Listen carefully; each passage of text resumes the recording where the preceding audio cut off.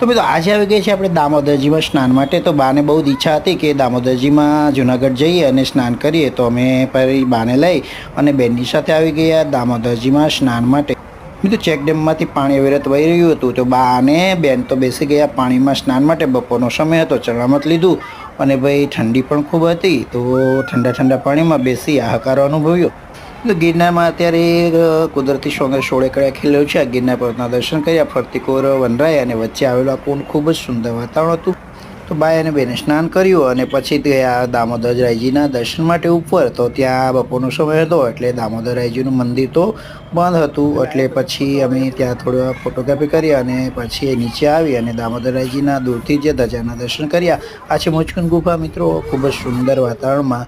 અને ત્યાં ઉપર ગયા તો ત્યાં એક બિલાડી હતી। તો બેન તો બિલાડીને રમાડવા માંડ્યા। તો ખૂબ જ મજા આવે મિત્રો। જય દામોદરજી।